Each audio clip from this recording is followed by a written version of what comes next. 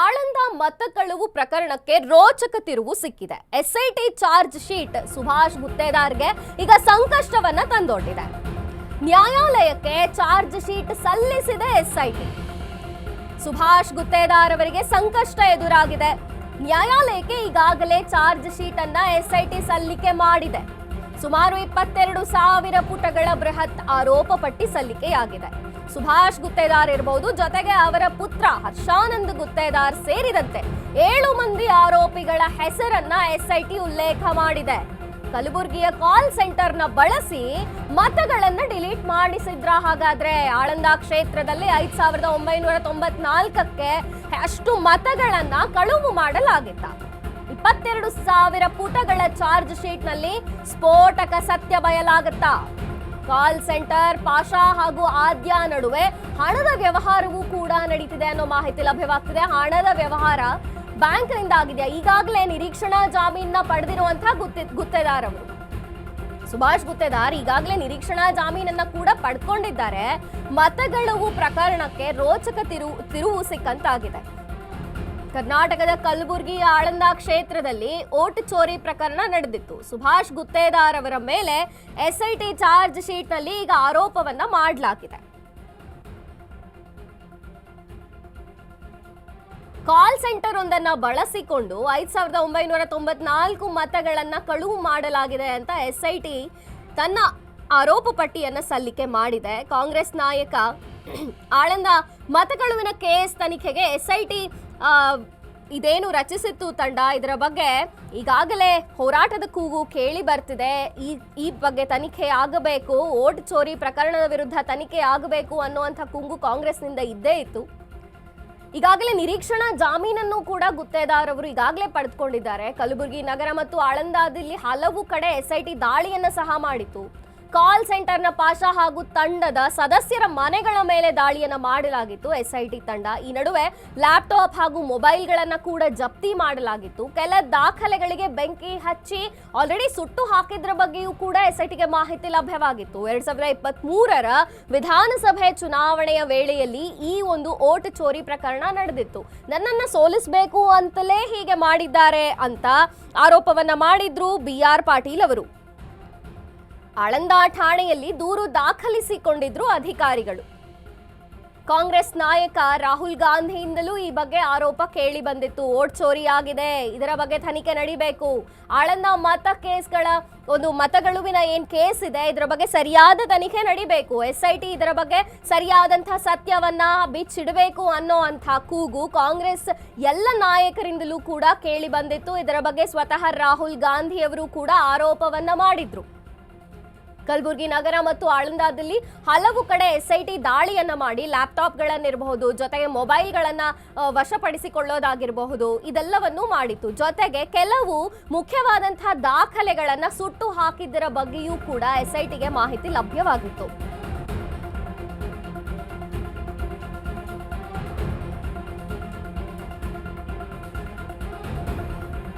ಸರ್ಕಾರದಿಂದ ಅಧಿಕಾರಿಗಳ ದುರ್ಬಳಕೆಯಿಂದ ಗುತ್ತೇದಾರ್ ಪುತ್ರ, ನಾವು ಇದರಲ್ಲಿ ಭಾಗಿಯಾಗೇ ಇಲ್ಲ, ಅವರದ್ದೇ ಸರ್ಕಾರ ಇದೆ, ಹಾಗಾಗಿ ನಮ್ಮ ವಿರುದ್ಧ ಅವರು ಮಾತನಾಡ್ತಿದ್ದಾರೆ, ಅವರದ್ದೇ ಸರ್ಕಾರ ಇರೋದ್ರಿಂದ ಅಧಿಕಾರಿಗಳನ್ನ ದುರ್ಬಳಕೆ ಮಾಡ್ಕೊಂಡಿದ್ದಾರೆ ಕಾಂಗ್ರೆಸ್ನವರು, ನನ್ನ ಹಾಗೂ ನನ್ನ ತಂದೆಯನ್ನ ಬೇಕು ಅಂತಲೇ FIR ಅಲ್ಲಿ ನನ್ನ ಹೆಸರನ್ನ ದಾಖಲು ಮಾಡಲಾಗಿದೆ, ಬಿಜೆಪಿಗೆ ಕೆಟ್ಟ ಹೆಸರು ತರಬೇಕು ಅಂತಲೇ ಕಾಂಗ್ರೆಸ್ ಹುನ್ನಾರವನ್ನ ಮಾಡ್ತಿದೆ ಅಂತ ಹರ್ಷಾನಂದ್ ಹೇಳಿಕೆಯನ್ನ ನೀಡಿದ್ದಾರೆ.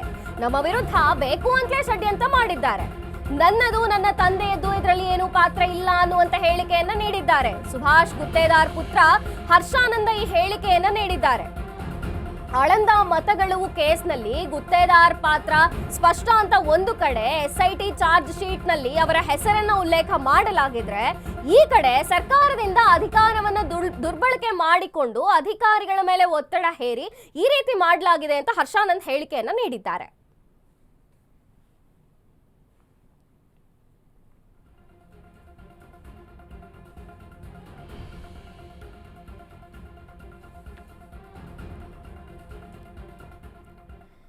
ಆಳಂದ ಮತಗಳುವು ಕೇಸ್ನಲ್ಲಿ ಗುತ್ತೇದಾರ್ ಪಾತ್ರ ಸ್ಪಷ್ಟವಾಗಿದೆ ಅಂತ ಎಸ್ಐಟಿ ತನಿಖೆಯಲ್ಲಿ ಒಂದು ಏನು ಬಯಲಾಗಿ ಆರೋಪ ಪಟ್ಟಿಯನ್ನ ಕೋರ್ಟ್ಗೆ ಸಲ್ಲಿಸಲಾಗಿತ್ತೋ ಆ ಕುರಿತಾಗಿ ನನ್ನದಾಗಲಿ ನನ್ನ ತಂದೆಯದ್ದಾಗಲಿ ಯಾವುದೇ ಪಾತ್ರ ಇಲ್ಲ. ಬೇಕು ಅಂತಲೇ ಸರ್ಕಾರ ಬಿಜೆಪಿಗೆ ಕೆಟ್ಟ ಹೆಸರು ತರೋದಕ್ಕೋಸ್ಕರ ಹೀಗೆ ಮಾಡ್ತಿದೆ ಅಂತ ಸುಭಾಷ್ ಗುತ್ತೇದಾರ್ ಪುತ್ರ ಹರ್ಷಾನಂದ ಅವರು ರಿಯಾಕ್ಷನ್ ಅನ್ನ ಕೊಟ್ಟಿದ್ದಾರೆ. ಅವರದ್ದೇ ಸರ್ಕಾರ ಇದೆ, ಅವರು ಏನ್ ಬೇಕಾದ್ರೂ ಮಾಡಿದ್ರು ನಡೆಯುತ್ತೆ.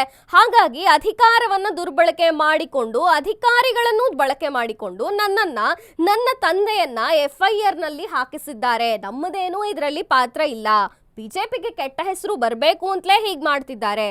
ರಾಹುಲ್ ಗಾಂಧಿ ಬಳಿ BR ಪಾಟೀಲ್ ಅವರು ಹೋಗಿದ್ರು. ನಮ್ಮ ವಿರುದ್ಧ ಬೇಕು ಅಂತಲೇ ಈ ರೀತಿ ಷಡ್ಯಂತ್ರವನ್ನ ಮಾಡ್ತಿದ್ದಾರೆ ಅಂತ ಸುಭಾಷ್ ಗುತ್ತೇದಾರ್ ಅವರ ಪುತ್ರ ಹರ್ಷಾನಂದ ಅವರು ರಿಯಾಕ್ಷನ್ ಅನ್ನ ನೀಡಿದ್ದಾರೆ.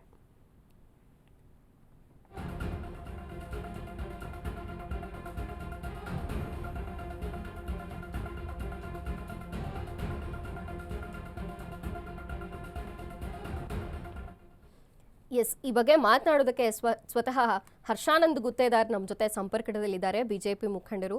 ಸರ್, ಏನಿದು ಪ್ರಕರಣ? ತಮ್ಮ ಹೆಸರು ಕೇಳಿ ಬರ್ತಿದೆ, ತಮ್ಮ ಹೆಸರು ಆರೋಪ ಪಟ್ಟಿಯಲ್ಲಿದೆ ಅಂತ ಹೇಳಲಾಗ್ತಿದೆ. ಏನ್ ಹೇಳ್ತೀರಿ ಸರ್ ಇದ್ರ ಬಗ್ಗೆ? ಮೇಡಮ್, ಇದು ಒಂದು ಕೇಸು 2023ರಲ್ಲಿ ದಾಖಲಾಗಿ ಆ ವರ್ಷದಲ್ಲಿ ಚುನಾವಣೆ ಮುಗೀತು. ಅವಾಗ BR ಪಾಟೀಲ್ ಅವರೇ ಗೆಲ್ತಾರೆ ಎಲೆಕ್ಷನ್ ಅಲ್ಲಿ. ಅವ್ರ ಸರ್ಕಾರ ಬಂದ್ಮೇಲೆ ಇದು ಒಂದು CIDಗೆ ಒಪ್ಪಿಸ್ತಾರೆ ಈ ಪ್ರಕರಣ. 2 ವರ್ಷದವರೆಗೂ ಏನೂ ಆಗಲ್ಲ, ಈ ಪ್ರಕರಣದಲ್ಲಿ ಪ್ರಗತಿ ಆಗಲ್ಲ. ಆದ್ರೆ ಯಾವಾಗ ರಾಹುಲ್ ಗಾಂಧಿ ಒಂದು ಡೆಲ್ಲಿಯಲ್ಲಿ ಈ ಪ್ರಕರಣ ಅಂದ್ರೆ ಒಂದು ವೋಟ್ ಚೋರಿ ನೆರೇಟಿವ್ ಸ್ಟಾರ್ಟ್ ಮಾಡ್ತಾರೆ. ಯಾಕಂದ್ರೆ ಅವ್ರಿಗೆ ಲೋಕಸಭಾ ಚುನಾವಣೆಯಲ್ಲಿ ಸಂವಿಧಾನ ಬದಲಾವಣೆ ಅಂತ ಒಂದು ನೆರೇಟಿವ್ ಸೆಟ್ ಮಾಡಿದ್ರು.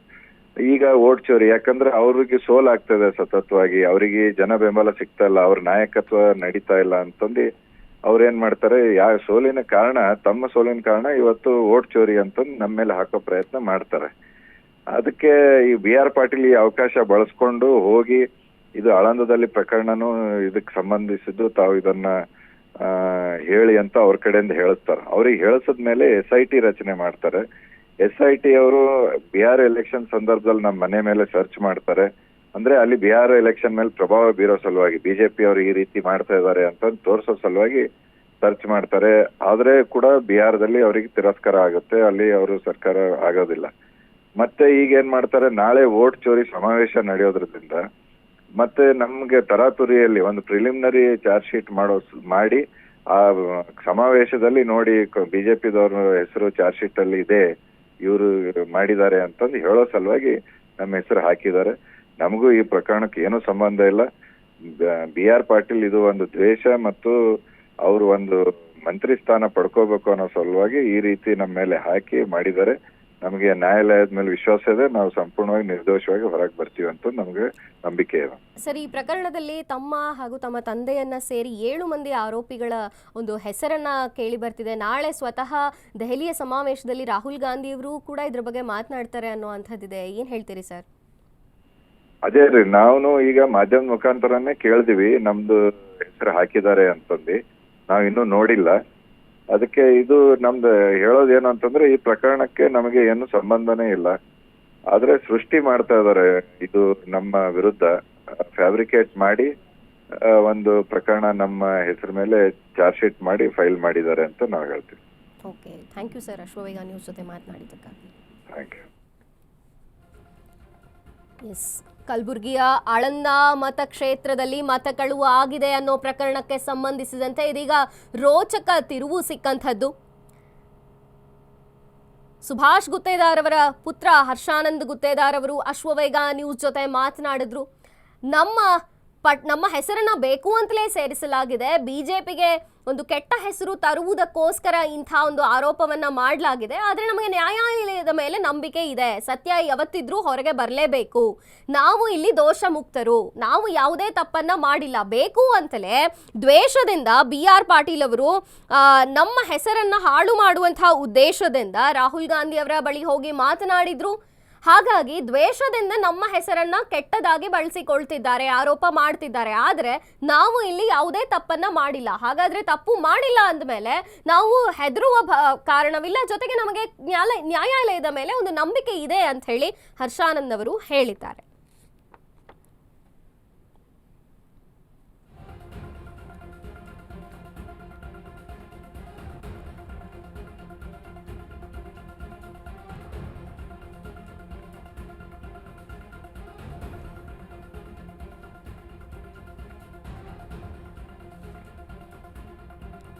2023ರ ವಿಧಾನಸಭಾ ಚುನಾವಣೆ ವೇಳೆಗೆ ಮತಗಳು ಮಾಡಲಾಗಿದೆ, ಈ ಒಂದು ವಿಚಾರಕ್ಕೆ ಯತ್ನ ನಡೆದಿದೆ ಅಂತ ಆರೋಪವನ್ನ ಮಾಡಿದ್ರು BR ಪಾಟೀಲ್ ಅವರು.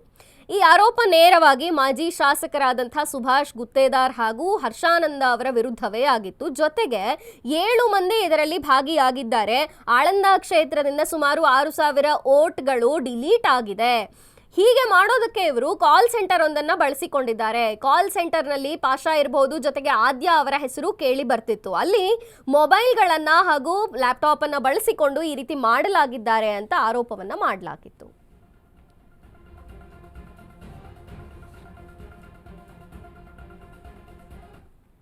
ಎಸ್, ಈ ಬಗ್ಗೆ ಮಾತನಾಡೋದಕ್ಕೆ ಸುಭಾಷ್ ಗುತ್ತೇದಾರ್ ಅವರು ನಮ್ಮ ಜೊತೆ ಸಂಪರ್ಕದಲ್ಲಿದ್ದಾರೆ. ಸರ್, ಈ ಪ್ರಕರಣದ ಕುರಿತಾಗಿ ನಿಮ್ಮ ಹೆಸರು ಕೇಳಿ ಬರ್ತಿದೆ, ಜೊತೆಗೆ ತಮ್ಮ ಮಗನ ಹೆಸರು ಕೂಡ ಕೇಳಿ ಬರ್ತಿದೆ. ಏನ್ ಹೇಳ್ತೀರಿ ಸರ್ ಇದ್ರ ಬಗ್ಗೆ? ನಿಮ್ಮ ರಿಯಾಕ್ಷನ್ ಏನು? ಸುಳ್ಳಿದೆ ಅಮ್ಮ, ಏನು ನಾವು ಓಟ್ ಚೋರಿ ಮಾಡಿಲ್ಲ. ಓಟ್ ಚೋರಿ ಡಿಲೀಟ್ ಆಗ್ಬೇಕಾದ್ರೆ ಅಂಗನವಾಡಿ ಅವರು ಪೂರಾ ಹಳ್ಳಿಯಲ್ಲಿ ತಿರುಗಾಡಿ ರಿಪೋರ್ಟ್ ತಂದು ತಹಶೀಲ್ ಕೊಟ್ಟಾಗ ತಹಶೀಲ್ದಾರ್ ಅದು ಡಿಲೀಟ್ ಮಾಡ್ತಾರೆ. ನಾವು ಡಿಲೀಟ್ ಮಾಡ್ತೀವತ್ತಂದ್ರೆ ಆಗಲ್ಲ. ಅದು ಸುಳ್ಳೆ ಅಪವಾದ ಹೊರಿಸ್ತಾ ಇದ್ದಾರೆ ನಮ್ಮ ಮೇಲೆ. ಈ ಚಾರ್ಜ್ ಶೀಟ್ ನಲ್ಲೂ ಕೂಡ ತಮ್ಮ ಹೆಸರು ಕೇಳಿ ಬರ್ತಿದೆ. SIT ಈಗಾಗಲೇ ಚಾರ್ಜ್ ಶೀಟ್ ಅನ್ನ ಕೋರ್ಟ್ಗೆ ಸಲ್ಲಿಕೆ ಮಾಡಲಾಗಿದೆ ಅಂತ ಹೇಳಲಾಗ್ತಿದೆಯಲ್ಲ, ಏನ್ ಹೇಳ್ತೀರಿ ಸರ್? ಆಮ, ಈಗ ಅವ್ರದ್ದು ರಾಜಕೀಯ ಇದೆ. SIT ದವ್ರು ಅವ್ರ ಮಾತು ಕೇಳ್ತಾರೆ. SIT BR ಪಾಟೀಲ್ ಅವರು ಮುಖ್ಯಮಂತ್ರಿ ಕೂಡ್ ಕೇಸಿಂದ ಈ ಒಂದು ಹೇಳಿ ಮಾಡಿಸಿದ್ದಾರೆ ನಮ್ಗೆ. ಸರ್, ಈಗ ನಾಳೆ ಕಾಂಗ್ರೆಸ್ನ ಬೃಹತ್ ಸಮಾವೇಶದಲ್ಲಿಯೂ ಕೂಡ ಓಟ್ ಚೋರಿ ಪ್ರಕರಣದಲ್ಲಿ ಆಳಂದ ಕ್ಷೇತ್ರದ್ದೇ ಹೆಸರು ಕೇಳಿ ಬರುತ್ತೆ, ತಮ್ಮ ಹೆಸರು ಕೇಳಿ ಬರ್ತಿದೆ. ರಾಹುಲ್ ಗಾಂಧಿ ಅವರು ಸ್ವತಃ ಇದ್ರ ಬಗ್ಗೆ ಮಾತನಾಡ್ತಾರೆ ಅನ್ನುವಂಥ ಮಾಹಿತಿ ಇದೆಯಲ್ಲ ಸರ್? ಸುಳ್ಳು ಎಲ್ಲ ಇದು ಓಟ್ ಚೋರಿ ಆಗಿಲ್ಲಮ್ಮ. ಸುಳ್ಳು BR ಪಾಟೀಲ್ ನಮ್ಮ ಮೇಲೆ ಆರೋಪ ಮಾಡ್ತಾ ಇದ್ದಾರೆ. ಹಿಂದೆ 23 ಮರ್ಡರ್ ಕೇಸ್ನು ನಮ್ಮ ಮೇಲೆ ಅವನ ಅಪಾದನೆ ಮಾಡಿದ BR ಪಾಟೀಲ್. ಒಂದು ನಿಜ ಆಗಿಲ್ಲ. ಸುಳ್ಳು ಅಪಾದನೆ ಮಾಡಿ ನಮ್ ಡೈವರ್ಟ್ ಮಾಡ್ಬೇಕು ಎಂಬ ಒಂದು ವಿಚಾರದಿಂದ ಮತ್ತೆ ಮುಂದೆ ನಮ್ಮ ಮಗನಿಗೆ ನನಗ ನಿಲ್ಲಕ್ ಬರ್ಲಾರ್ದಂಗ ಇವತ್ತು ಮಾಡ್ಬೇಕಂತ ಹೇಳಿ ವಿಚಾರ ಒಂದು. ಸರ್, ಈಗ ಕಾಂಗ್ರೆಸ್ನವ್ರಿಗೆ ಇದೇ ಪ್ರಬಲ ಅಸ್ತ್ರವಾಗಿ ಪರಿಣಮಿಸುತ್ತೆ. ಜೊತೆಗೆ ನಮ್ಮ ಹೋರಾಟಕ್ಕೆ ಇದೇ ಮೊದಲ ಒಂದು ಸ್ಟೆಪ್ ಅನ್ನೋ ಅಂತ ರೀತಿ ಕಾಂಗ್ರೆಸ್ನವರು ಬಿಂಬಿಸ್ತಿದ್ದಾರೆ. ಈಗ ಕಾಂಗ್ರೆಸ್ ಅವರು ಹೇಳೋದು, ಈಗ ಓಟ್ ಚೋರಿ ಯಾವ ರೀತಿ ಆಗ್ತದ ಅವ್ರಿಗೆ ಗುರ್ತದಲ್ಲ. ಕಾಂಗ್ರೆಸ್ ಅವರಿಗೆ ತಹಶೀಲ್ ಆಫೀಸ್ ಕೊಟ್ಟಾಗ ತಹಶೀಲ್ದಾರ್ ಮಾಡ್ದಾಗ ಆಗ್ತದ. ಅದು ನಾವ್ ಹೆಂಗ್ ಮಾಡಕ್ ಆಗ್ತದ? ಅದು ಕಾಂಗ್ರೆಸ್ ಅವ್ರು ತಿಳ್ಕೊಬೇಕದು. ಈಗ 272 ಬುದ್ಧಿಜೀವಿಗಳು ರಾಹುಲ್ ಗಾಂಧಿಗೆ ಲೆಟರ್ ಬರ್ದರು ಓಟ್ ಚೋರಿ ಮಾಡ್ಲಿಕ್ ಬರಲ್ಲ ಅಂತ ಕೇಸಿಂದ.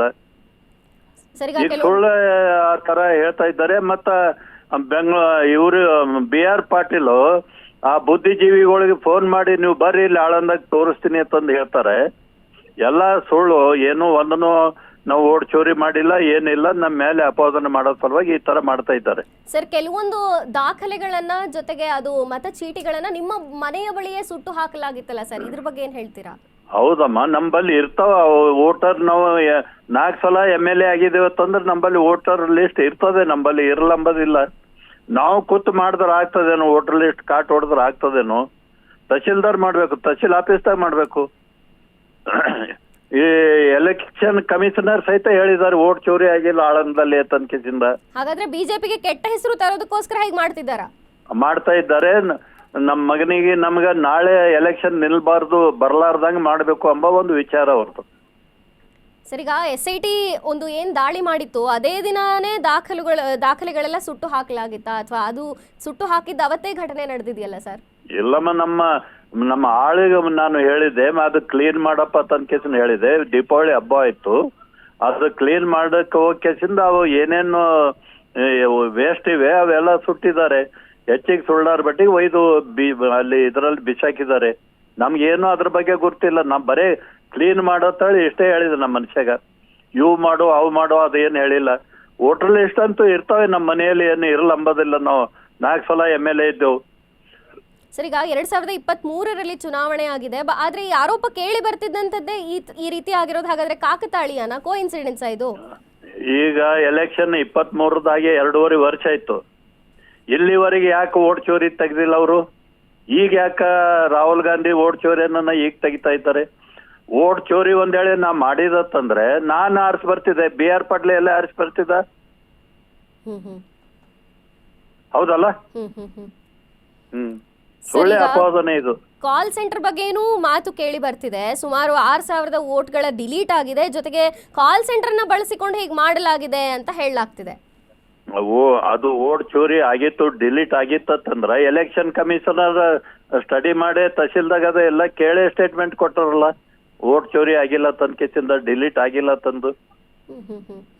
ಜೊತೆಗೆ ಈ ಒಂದು ಮತಗಳು ಕೇಸಲ್ಲಿ ಈಗ ಹಣ ಕೂಡ ಪಾವತಿ ಮಾಡಲಾಗಿತ್ತು, ಹಣ ಕೊಟ್ಟು ಹೇಗೆ ಮಾಡಿಸಿದ್ದಾರೆ ಅನ್ನುವಂಥ ಆರೋಪವೂ ಇದೆ.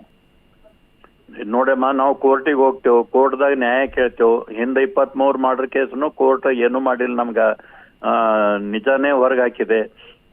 ಈಗನು ಕೂಡ ನಾವು ಕೋರ್ಟಿಗೆ ಹೋಗ್ತೇವೆ, ಕೋರ್ಟಲ್ಲಿ ನಾವು ನ್ಯಾಯ ಕೇಳ್ತೇವೆ. Okay sir, okay, thank you. Ashwavega news ಜೊತೆ ಮಾತನಾಡಿದ್ದಕ್ಕೆ. ಎಸ್, ಈ ಬಗ್ಗೆ ಸ್ವತಃ ಸುಭಾಷ್ ಗುತ್ತೇದಾರ್ ಅವರೇ ಮಾತನಾಡಿದ್ದಾರೆ. ಬಿಜೆಪಿಗೆ ಕೆಟ್ಟ ಹೆಸರು ತರೋ ದೃಷ್ಟಿಯಿಂದ ಹೀಗಾಗಿದೆ, ಇದು ನಮ್ಮ ಮೇಲೆ ಕೆಟ್ಟ ಹೆಸರು ತರುವುದಕ್ಕೋಸ್ಕರವೇ ದ್ವೇಷ ರಾಜಕಾರಣದಿಂದ BR ಪಾಟೀಲ್ ಅವರು ಹೀಗೆ ಮಾಡಿದ್ದಾರೆ. ನಾವು ಯಾವುದೇ ತಪ್ಪನ್ನು ಮಾಡಿಲ್ಲ, ನಾವು ಯಾವುದೇ ಕಾಲ್ ಸೆಂಟರ್ ಅನ್ನು ಬಳಸ್ಕೊಂಡಿಲ್ಲ. ಡಿಲೀಟ್ ಮಾಡೋ ಅಂಥದ್ದು ನಮ್ಮ ಹತ್ರ ಇರೋದೇ ಇಲ್ಲ, ಅದು ತಹಶೀಲ್ದಾರ್ ಅವರು ಅದನ್ನ ಪರಿಶೀಲನೆ ಮಾಡ್ತಾರೆ. ನಾವು ಹೇಗೆ ವೋಟ್ ಚೋರಿ ಮಾಡೋದಕ್ಕೆ ಸಾಧ್ಯ? ನಾವು ಈ ಪ್ರಕರಣದಲ್ಲಿ ನಿರ್ದೋಷಿಗಳು. ನಾವು ಮಾಡಿದಂತಹ ತಪ್ಪು ಇಲ್ಲಿ ಏನೂ ಇಲ್ಲ. ಬರೀ ದ್ವೇಷ ರಾಜಕಾರಣದ ಹೆಸರಲ್ಲಿ BR ಪಾಟೀಲ್ ಅವರು ಈ ರೀತಿ ನಮ್ಮ ಮೇಲೆ ಆರೋಪವನ್ನ ಮಾಡ್ತಿದ್ದಾರೆ. ಇದು ದ್ವೇಷ ರಾಜಕಾರಣ, ಜೊತೆಗೆ ಬಿಜೆಪಿಗೆ ಕೆಟ್ಟ ಹೆಸರು ತರುವುದಕ್ಕೋಸ್ಕರ ಹೀಗೆ ಮಾಡ್ತಿದ್ದಾರೆ ಅಂತ ಸ್ವತಃ ಸುಭಾಷ್ ಗುತ್ತೇದಾರ್ ಅವರು ಅಶ್ವವೇಗ ನ್ಯೂಸ್ಗೆ ಹೇಳಿದ್ದಾರೆ.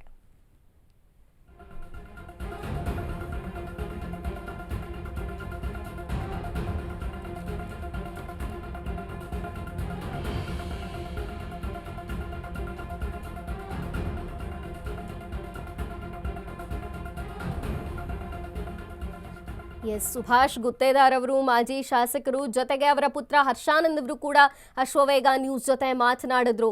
ನಮ್ಮದೇನೂ ತಪ್ಪಿಲ್ಲ, ನಮಗೆ ನ್ಯಾಯಾಲಯದ ಮೇಲೆ ಸಂಪೂರ್ಣವಾದಂಥ ನಂಬಿಕೆ ಇದೆ. ಹಿಂದೆ ಕೂಡ ದ್ವೇಷ ರಾಜಕಾರಣದ ಹೆಸರಲ್ಲಿ ನಮ್ಮ ಮೇಲೆ ಕೆಲವು ಆರೋಪಗಳನ್ನು ಮಾಡಿದ್ರು BR ಪಾಟೀಲ್ ಅವರು. ಮತ್ತೆ ಅದೇ ಕೆಲಸವನ್ನ ಓಟ್ ಚೋರಿ ಪ್ರಕರಣದಲ್ಲಿಯೂ ಕೂಡ ಮಾಡಿದ್ದಾರೆ. ನಮ್ಮದೇನೂ ಇದರಲ್ಲಿ ತಪ್ಪಿಲ್ಲ.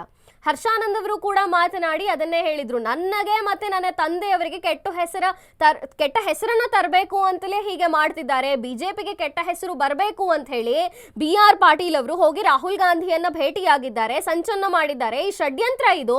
ನಾವು ನಿರ್ದೋಷಿಗಳು, ನಾವು ಯಾವುದೇ ತಪ್ಪನ್ನ ಮಾಡಿಲ್ಲ, ನಮಗೆ ನ್ಯಾಯಾಲಯದ ಮೇಲೆ ನಂಬಿಕೆ ಇದೆ, ಏನಾಗುತ್ತೋ ನೋಡೋಣ ಅನ್ನುವಂಥ ಮಾತುಗಳನ್ನ ಹರ್ಷಾನಂದ್ ಅವರು ಹೇಳಿದ್ರು. ಜೊತೆಗೆ ಸುಭಾಷ್ ಗುತ್ತೇದಾರ್ ಅವರು ಕೂಡ ಮಾತನಾಡಿ, ನಾವು ಈ ಒಂದು ವೋಟ್ ಚೋರಿ ಪ್ರಕರಣದಲ್ಲಿ ಭಾಗಿಯಾಗಲಿಕ್ಕೆ ಹೇಗೆ ಸಾಧ್ಯ? ನಾವು ಒಂದು ವೇಳೆ ಡಿಲೀಟ್ ಮಾಡಿಸಿದ್ದೇ ಆಗಿದ್ರೆ ನಮ್ಮ ಕಡೆ ಇದೆಲ್ಲ ಇರೋದೇ ಇಲ್ಲ. ಜೊತೆಗೆ ಇದನ್ನ ತಹಶೀಲ್ದಾರ್ ಅವರು ಪರಿಶೀಲನೆ ಮಾಡ್ತಾರೆ, ಅವರು ಪರಿಶೀಲನೆ ಮಾಡಬೇಕು, ಅವರ ಹತ್ರ ಇದು ಒಂದು ಅಧಿಕಾರ ಇರುತ್ತೆ ಹೊರತು ನಾವು ಇದನ್ನ ಹೇಗೆ ಮಾಡಿಸೋಕೆ ಸಾಧ್ಯ? ಕಾಲ್ ಸೆಂಟರ್ ಆಗಿರಬಹುದು, ಜೊತೆಗೆ ಅವರ ಮನೆಯ ಬಳಿಯೇ ದಾಖಲೆಗಳು ಸುಟ್ಟಂತ ಒಂದು ವಿಚಾರ ಆಗಿರಬಹುದು. ಇದನ್ನ ಅವ್ರು ಹೇಳಿದ್ರಲ್ಲ, ಸುಭಾಷ್ ಗುತ್ತೇದಾರ್ ಅವರೇ ಸ್ವತಃ ಹೇಳಿದ್ರು, ಇಲ್ಲ ನಾನು ನಮ್ಮ ಒಬ್ಬ ಮನೆಯ ಕೆಲಸದವರಿಗೆ ಹೇಳಿದ್ದೆ, ಸಾಕಷ್ಟು ದಾಖಲೆಗಳಿದೆ, ಹಳೆಯದ್ದು, ಅದು ಬೇಡ, ಕ್ಲೀನ್ ಮಾಡಿ ಅಂತ ಹೇಳಿದ್ದೆ. ಅವರು ಅದನ್ನ ಮನೆಯ ಬಳಿ ಸುಟ್ಟು ಹಾಕಿದ್ದಾರೆ. ಆದರೆ ಇದು ನಮ್ಮ ಹತ್ರವೂ ಕೂಡ ವೋಟರ್ ಲಿಸ್ಟ್ಗಳಿರುತ್ತೆ, ಹೆಸರುಗಳಿರುತ್ತೆ, ಮನೆ ಕ್ಲೀನ್ ಮಾಡಿ ಅಂತ ಹೇಳಿದ್ದೆ ನಾನು, ಅವರು ಸುಮ್ಮನೆ ಅದನ್ನ ಮನೆಯ ಹತ್ರ ಸುಟ್ಟು ಹಾಕಿದ್ದಾರೆ. ಆದರೆ ಈ ನಮ್ಮ ಹೆಸರು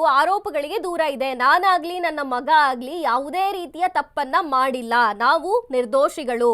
ಹಾಗಾಗಿ ನಮಗೆ ನ್ಯಾಯಾಲಯದ ಮೇಲೆ ನಂಬಿಕೆ ಇದೆ, ಅಲ್ಲಿ ಏನಾಗುತ್ತೋ ನೋಡೋಣ, ನಾವು ಲೀಗಲ್ ಆಗಿ ನ್ಯಾಯಾಲಯದ ಮೊರೆ ಹೋಗ್ತೀವಿ ಅಂತ ಸುಭಾಷ್ ಗುತ್ತೇದಾರ್ ಅವರು ಅಶ್ವವೇಗ ನ್ಯೂಸ್ ಜೊತೆ ಮಾತನಾಡಿದ್ರು.